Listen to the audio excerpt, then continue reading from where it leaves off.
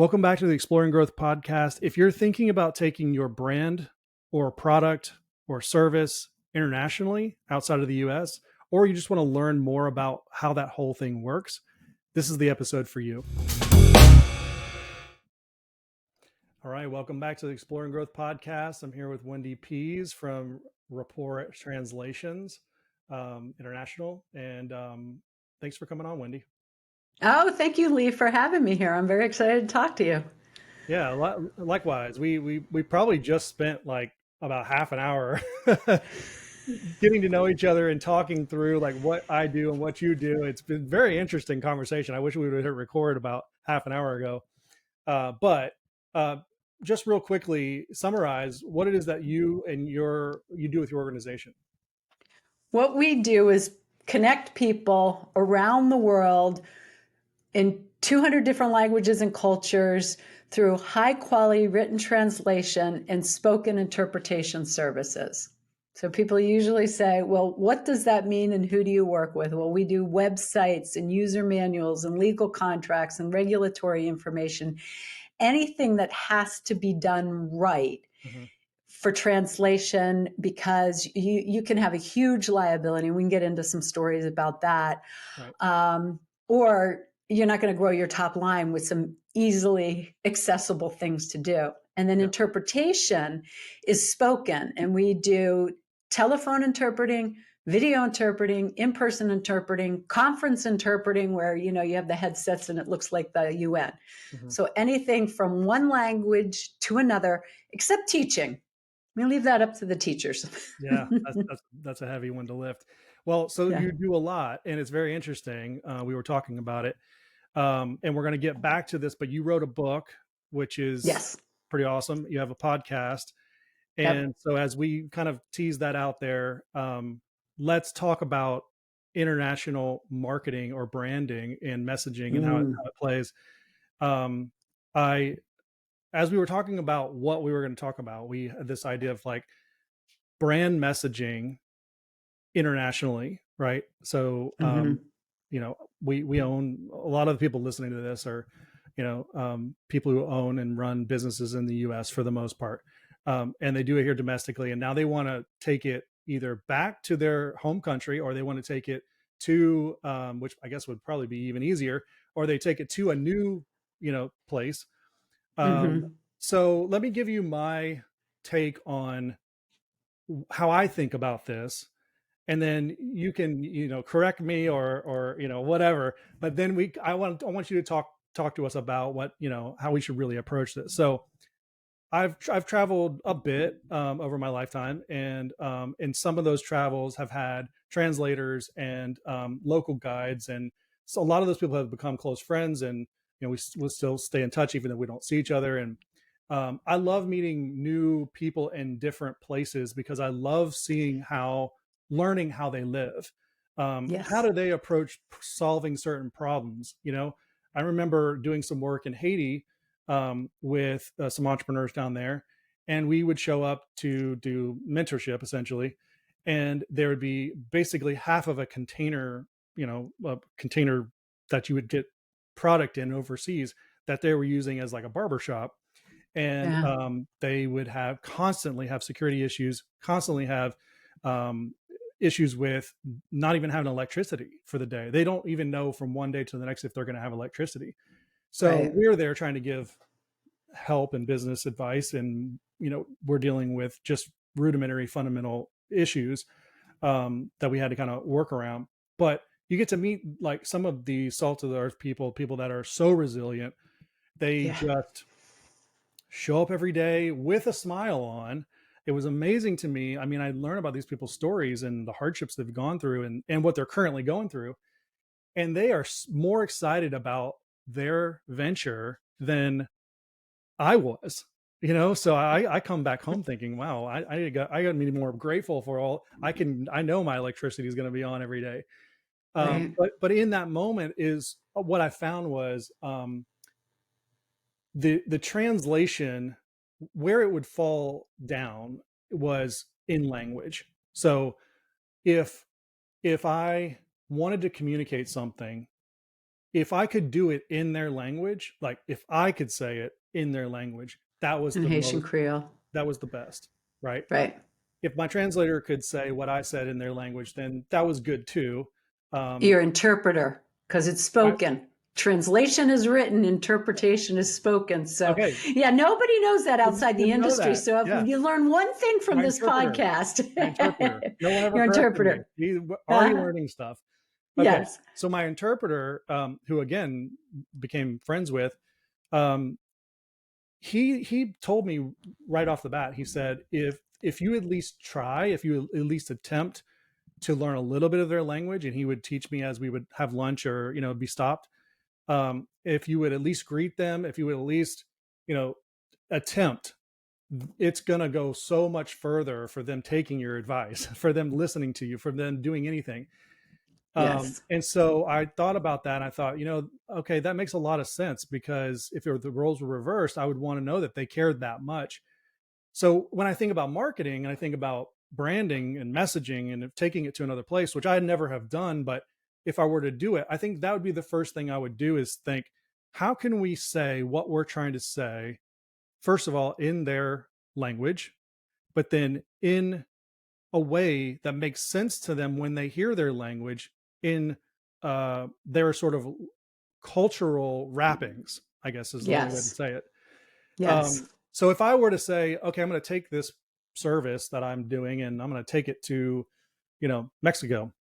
We were talking about that earlier. I'm going to take it to, obviously in Spanish, but in the version of Spanish that's the most local to where I'm taking this, and Mm-hmm. tone and cultural wrappings, and I'm going to think about all that first before I think about anything else, really. That's the way I think about if I were to market what I'm doing somewhere else from Mm-hmm. where I am domestically to where someone would be internationally. I'm so curious to hear what you have to say about how to properly do it, because I know you've done it so many times. Well, Lee, you're a strategy guy, Yes, I so am. I'm going to talk strategy with you. I Please think you're do. jumping in at like step 4 or 5. If I look at a company that says, well, first off, almost every company should be thinking about going international. Okay. If you own Okay. a local dry cleaner or car wash or a restaurant where you're not going to sell products that can be delivered, it gets kind of hard to sell international.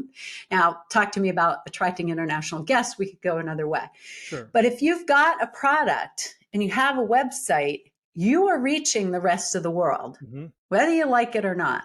And so you're leaving money on the table if you're not optimizing that site for the people who want. So the first is, how are we going to target the clients that we want? Mm-hmm. And then the next step on your strategy is, I've got Mexico, I've got Canada that are right next to us. Or I could go to an English speaking country like UK or Australia. Mm-hmm. Or do I want to go for a big market like China? Mm-hmm. Like there's all these considerations where you pick. And that's when Sure. you go back and you do your strategy work. Okay, what are my products? Oftentimes, US companies will go into English speaking countries because they think it will be easier. But what happens is they've got so many more competitors because everybody else who speaks English is going into I have the that same market. idea. Mm-hmm. You're going to do a lot better off making an investment in translation and cultural adaptation and go into a market that wants your products and you've got no competitors. I'm So it gonna. really starts with, where am I going to go into? And then, stepping outside of the marketing, there's also currency and banking and logistics and stuff like that. And there's all sorts of free help from the Mm-hmm. government on this because our balance of trade is so far off. So if you're getting to the strategy stage, reach out to Lee to get the strategy for the marketing plan, and then also reach out to the government. You can contact me and I can make an introduction because I know a lot of them or have access to them. So you develop your strategy. Mm-hmm. Then you're looking at going into the market. And when they're doing work with you, Lee, what they want to come up with is something that is transferable across countries. Okay. Okay. So first, I'll talk about B2B strategy. Now, if you're in B2B services, oftentimes people in creative agencies or consulting will think, oh, well, that's for products to go international. Mm-hmm. But our number one export from the US is B2B services. So, I've opened so many firms' eyes on that of even considering. Mm-hmm. Okay, so you decide you want to go in, you're doing your marketing strategy, you want to think about what goes across. If you think about 3M, it's innovation. Mm-hmm. If you think about Coca-Cola, it's a Coke within hand's reach. We worked with a client called Boston Scientific, and it was all about quality. These are all messages that will go across cultures that you can put measurables and communications across it. So if you can get to something like that, which is usually you can do it in B2B, you may have to, Mm-hmm. adapt it for cultural. On B2C, you can get that message, but your visuals are going to have to change more. Okay.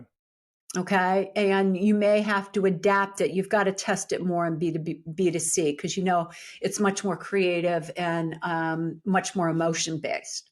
Sure. Okay. So once you develop your strong English strategy, and then you make sure that it's something that's transferable across languages and cultures, Mm-hmm. and you do your strategy of which markets you want to go to first. And on my podcast, I interview all sorts of people. I mean, there's a guy that has never stepped foot outside of the United States, but he goes to trade shows where international visitors come in, and he's been able to develop a global market because of that. Yeah, that's great. There are people that will go to Canada or Mexico because it's close and they have Mm-hmm. logistics issues and they want to be close. Mm-hmm. There's other people that will start in a large market because maybe they've got a senior leader from China who speaks Mm-hmm. Chinese, and that makes sense. Right. If you're in Israel or Norway, you think global from the start because your country's so small. You're going to have to go international. Mm-hmm. So once you've picked your strategy, your marketing communications, then you start getting into how am I going to adapt the language so I'm connecting with my potential clients. So that gets into what you're starting to talk about. Okay. Sometimes you can globalize, which means that you do one good translation in Spanish that you can talk to the whole Spanish speaking world. Mm-hmm. People in the US, Mexico, Puerto Rico, Spain. Mm-hmm. Same with French, you could do that with. Other times, if you really have to connect with that local buyer, you want to localize, which means you may have a different translation for Montreal, Quebec than you would for Paris or Sure. France. Sure. And those are the kinds of discussions we always do with our clients is number one, it's not which language, but where is this going to be used? Mm-hmm. Then after that, you start thinking about Chat GPT, Google Translate, automated translate it, post editing, or whether you need a human to do that. Mm-hmm. And I can tell you if it's anything that's going to affect your growth, connecting with clients, or anything that's going to give you a liability, you still want to have heavy involvement, human involvement in that. Right. If you're down in Mexico and you're taking a cab somewhere and you're chit-chatting with the driver, go ahead and use Google Translate. You don't have a Yeah. liability there. Right. Maybe it'll cost you a little bit more because you end up in the wrong place. If your content writers are trained to write in a specific way, you may be able to use some of the automated translations, Mm-hmm. but if there is any question on grammar, word usage, meaning, you're not going to have a double check of are you Yeah. communicating what you want to communicate. Right. And then we've seen machine translation with post-human editing come in, and a lot of clients are coming to us saying, yeah, it just sounds clunky and people Mm-hmm. don't like reading it. And so there is huge variability in it, and you need to be very careful. And that's, my book, The Language of Global Marketing, spells it all out Mm-hmm. step by step on how you do that. Or you can listen to some of the podcast episodes or call us for a free consultation because we're always happy to walk through it with you, make introductions and walk through what our thoughts on what you can use. Yeah. That's great. I mean, such a Then roadmap. Such a roadmap. I love it. And I'll link Then I'll what link you the want to book do? and the podcast down in the description for everyone. Okay, thank you. Thank you. And once you, another thing that I often talk to people about, I just want to mention this here, is once you do the translation, keep the archives and keep using the same content because marketing is repetition, repetition, Hmm. repetition. And if you're reusing that English content, reuse the translation because that can Okay. save you cost, time, and effort. Yeah. So I think one thing that sticks out to me is at the very beginning, you're talking about putting together a marketing strategy for English like you would normally. And then you take that strategy internationally to wherever you've chosen. To me, I would think that you would want to go first, and maybe this is embedded in it, right? But you would want to first go learn about the buyer that's there versus the Yeah. buyer you're writing for here, and craft, maybe part or all of your strategy around that target audience. Um, so to me, and this is like my thinking from the very beginning, is it's almost like not the whole playbook, but a lot of the playbook that you would use here in English kind of goes out the window, and you have to kind of start over because you're starting with a new buyer. It's the same maybe need or problem that you're solving, but it's a different, potentially different way that they're getting to that need. It just seems like it's more complicated. It's more complicated than just taking what you're doing in English, taking what you're doing locally, and taking Yeah. it internationally, isn't it?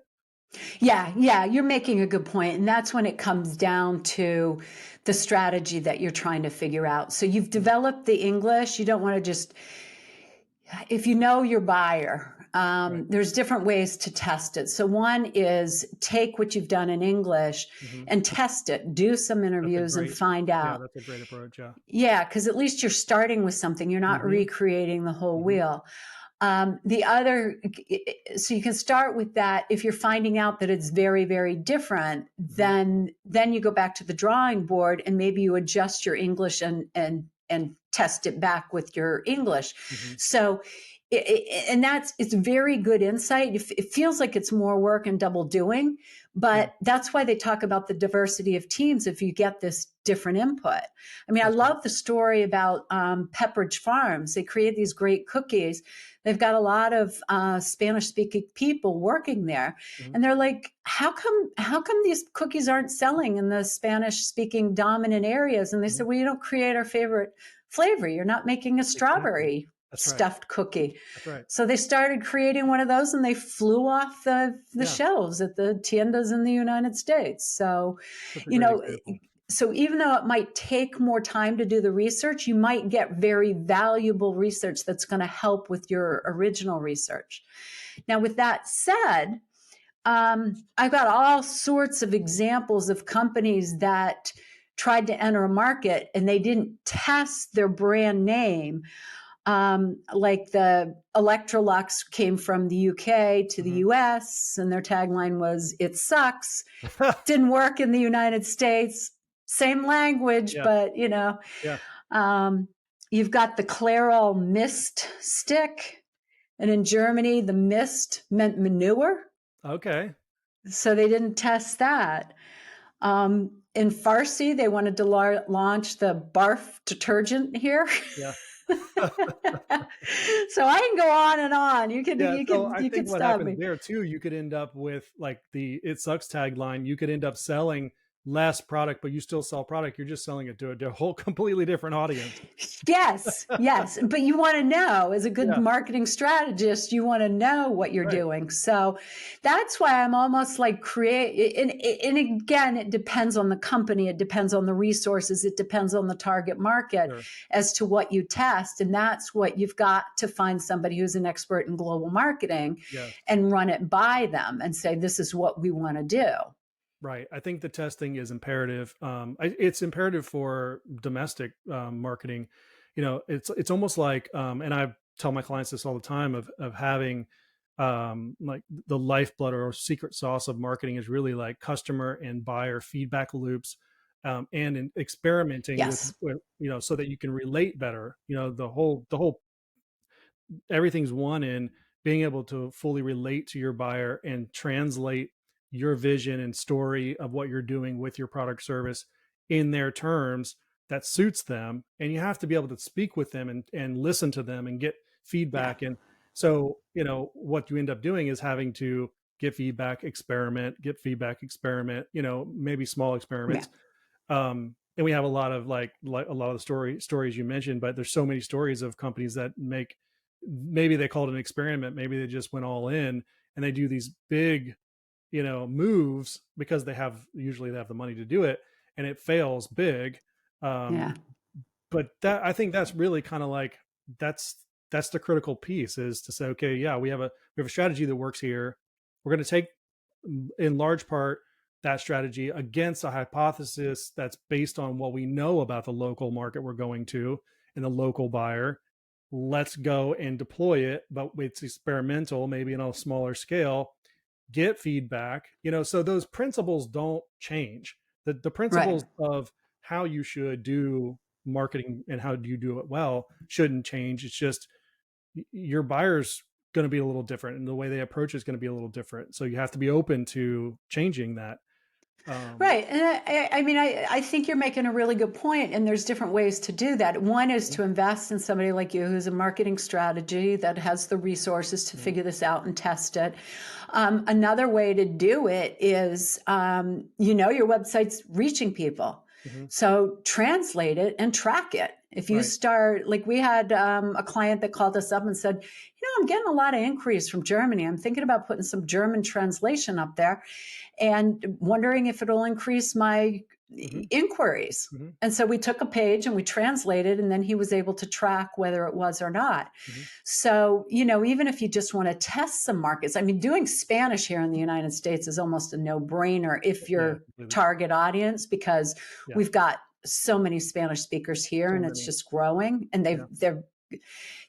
the Spanish speakers they're affluent, they have Oh, money to completely. spend. So Completely. Yeah. target them. So pop and oftentimes people say, well, I want to translate my whole website. And then we're like, okay, let's talk about the buyer's journey and what you really want to do. Because Mhm, websites are loaded with content. And right. instead of paying $50,000, $60,000, we can narrow it down to a couple $100, Mhm, put a landing page up there. I've got examples of this mhm, where then you can track. And mhm, if you've got interest in people coming in, mhm. build on it. Then you can start Yeah, doing, I like the way you think, because you're very much about, the testing and then yeah, tracking what you're testing, because I mean, you're like, do you think the way I do? You think in terms of outcomes, right? So it's why we're not going to just blindly do this and yeah, it not make any impact. I mean, then you're right. you're essentially setting yourself to be like one of those case studies that you have these big fails. Um, Yes. so Yeah, and that brings up who does your translation. I mhm, mean, setting aside the machine translation, if you get somebody in your office, we had somebody gave us a correction on a translation, and my translator flipped out. He's like, this is grammatically incorrect. Come to find out, she had had high school Spanish, and she was editing yeah, our translator, who's been a professional translator with us for close to 35 years, because I bought the company 18 and a half years ago, and he was with mhm. us the company before then. He's got a PhD, and he quotes dictionaries at me. Oh So gosh, the type of people that do this work are very precise. They're like writers. yeah, And so you can run into problems with your distributors doing it, because they take your carefully crafted marketing message and turn it into a sales message, yeah, low price when you got a high end product. yeah. So it's very, very important to know the quality. And then how do you have double checks if you don't speak the language? And so that's what working with an agency like Rapport International does. For sure. Yeah. So as you're talking through this kind of roadmap, what comes to mind is, let's say that someone's listening to this right now and they have a marketing team that's had success in the US, and now they're looking to take their product or service, into a different territory. If they have a marketing leader that's stand out, right? Let's go ahead and assume that their team is legit. They have all the stuff working in their favor. They're having success with their current marketing leader, maybe a director, maybe a, VP or a CMO even. How likely is it for a marketing leader to be able to be tapped and said, okay, you're doing great here. I'm sure you'll do fine in Mexico. I'm sure you'll do fine in Canada or wherever we choose. I know that person's going to have some backstory. They'll have some context to where the company's going. They'll probably see it coming. They'll have a little bit of time to digest it, mostly. Um, but what's the likelihood of someone like that, that maybe they've traveled, maybe they haven't, either way, succeeding in their role, but now they're over, that new territory? I okay, let me try answering an impossible question. I Gosh, mean, this goes back to the guy who had never left the United States. yeah. And he had an engineering type background, I Hmm. think. So he was very logical, process, Hmm. and strategic oriented. So he could figure out how to leverage the conferences that were coming in close to him to do it. Hmm. Okay. There are other people that are just so scared of other languages and cultures, they're not going to make it work. Right. What's Yeah. interesting is a lot of the entrepreneurs that I have interviewed on the podcast. So this is not research that I've read anywhere. Hmm. This is just Empirical years of data. paying attention, observing, is that a lot of them have lived internationally, had a parent from another country, so they'd Hmm. go visit. They were in a community with people, so they had some exposure. And that's what made them more interested in going international. I mean, I lived in Mexico, Taiwan, and the Philippines when I was a kid. So I love languages Yeah. and cultures, even though I look like I'd be a traditional, American person. So Right.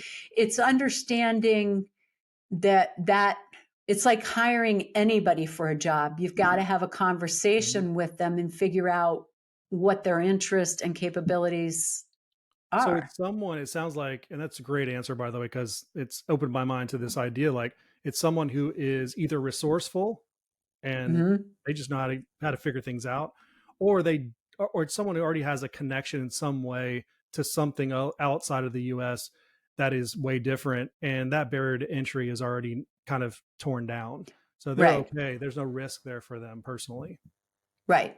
And that's like you. I mean, not a lot of marketing podcasts have people with global growth on it. Hmm. You've been international extensively. You take your Hmm. kids international. Hmm. You're open to this and know that it's an opportunity for your clients. So I love Yes. that you're exploring this in your strategy work and Yes. expanding growth. Yeah, that's great. Yeah, it's exciting to me. Like I had mentioned before, I don't know if previously or on here, I love meeting new people from new places because I love learning how they live. Um, Yes. I don't ever want to think that the way I live is the only way that people live, because it's not, and it's not the only right way either. Oh, Um, absolutely not. you know, Yeah. there's people thriving and loving life around the world, doing things completely different the way I'm doing it. Yeah, well, the happiest people, I mean, there's a lot of research about Finland being the happiest Hmm. people, and there's all sorts of variables go into it. But one of them I recently heard that I hadn't heard before is they know what enough is. Content. They're content. They're content. Well, no, they're the happiest people in the world. Now, they also get long maternity leaves. Their health care is covered, so that means Yeah. they can choose an occupation that they want. They're not stuck Right. in a job because they Right. can't afford insurance. So a lot of the social, uh, you know, social supports are there. Right. But the other thing is they know what enough is. Like in the United States, if you ask somebody how much money is enough money to make, it's kind of, a common answer would be, well, it's never enough, or It's I want to never enough. make Yeah. double what I'm making now. And it's always doubling. That's Like right. we always want more, more, more. That Yeah. adds, I mean, it's just a different culture, a different way of thinking. Neither is right or Completely. wrong. But if you want to be happier, you have to define what enough is for you. Yeah, I have sort of a philosophical dissonance that goes on inside of me. I've been thinking about it recently, of this idea that I have this podcast that's called Exploring Growth. I'm glad I have the exploring part on there, because Yeah. it's like, I mean, that's generally what I'm trying to do on this podcast, but like I am part, DNA of a red-blooded American capitalist that is like, growth, there's never enough, right? And then there's part of me that is so interested to know why and how that person will play dominoes in the park for 4 hours every day. It lives in a completely different country, because Yeah. that's why I love to travel, is I love to go and I want to talk with that person and not ask them Yeah. really that question. I just want to know about their life and see, you don't care about growth that much. It's not part of your country's DNA. It's not part of your DNA. It's But family. it's family. It's Yeah. family. Yeah. That's a I'm very going to big be part of with it. my family. It's the social connections that are Hmm. much more important. Here in the US, that's not something that we put as high a priority on. That's right. Yeah. So it's Yeah. refreshing to me too. And I get it sometimes here. There's so much that different nationalities that will come to the U.S. and they have their pockets that I get to visit. I mean, I live in North Orlando, so I've had clients in Miami. We travel to Miami regularly for getaways and vacation. I love to go to Miami because you get to see a lot of how South America lives, a lot of how Central America lives. You get pieces of, Europe and different places, people that are there doing business and raising families. And so it's the closest thing I can get to a global city, which it Yeah. is, but it's nice Yeah. to go there and see the guys playing dominoes in the park and smoking a cigar. And like, I'm just so intrigued by how people live, so it's very different. It's not all about growth. So No, I no. have that kind of dissonance that's always happening where I'm talking about growth, and growth is a good thing. It really is. But what it means to one person is not the same as what it means to another. Yes. Yeah. Yeah, no, I've done a lot of work on that through a business coach and through Entrepreneurs Organization (EO) that I mentioned to you Mhm. earlier. Sure. Because it's you can easily get into comparing yourself to other people, but Yeah. I set my life out that I wanted to be here for my kids and I Hmm. wanted to run a business, and Hmm. I have been able to do that. Yeah, that's great. Yeah. Well, hey, listen, we could talk about this for another hour, but it's only been 31 minutes on the podcast. But we've really been talking for like an hour, so I want to let you go. But I loved having you, of course, and would love to invite you back at some point. We can talk, about this again in more depth. As I think everyone can tell, we're both very passionate about this. I will link your book and your podcast down in the description so people can find you there. Also, link to your LinkedIn because I know you're active Yes. on LinkedIn. Yes. Anything else you want? I mean, go ahead and say the name of your book and your podcast so if people are looking for it, they'll know what it Yeah, is. so you can get it on Amazon, Barnes and Noble. I actually recorded a version, so there's a digital copy, paperback, and an audio, and it's called The Language of Global Marketing by Wendy Pease. If you put that into Amazon, you can easily find it.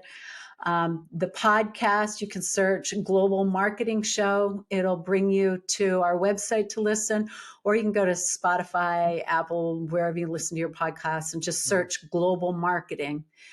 Yeah, and on LinkedIn, if you liked those examples of mistakes and embarrassing things, certainly follow me on LinkedIn because we post stuff like that all the time. Just a reminder how fun language can be. Yes, very fun, very interesting. Well, thanks Thank again. you. Yeah, thanks again, and I enjoyed the conversation, and we'll have you back at some point. All right. Thank you so much. Muchas gracias, Lee. Yes, yes. Thanks for listening to this week's podcast episode. I'm so glad you're hopefully getting some value from this, and a lot of other people are too, apparently, because it's starting to grow. I'm starting to get lots of feedback from all the listeners on LinkedIn and various different platforms. One of the ways that you can engage further with this podcast and with the ideas that are shared here is through our email newsletter, which we've just pretty recently launched and getting some really good traction on. And if you go to harvardmurray.com and click on exploring growth at the top, you'll see a little spot right there. You can enter your email to sign up for it. So if that's something you want to do, please do that. Also, if you are getting value from this, please go to Apple Podcasts, Spotify, leave a review, hopefully 5 stars. We've had some spam lately, so that wasn't fun. But hey, it'd be awesome if you guys went and left your thoughts on, what kind of value you're getting from this. But Hope you're enjoying. We'll see you on the next one.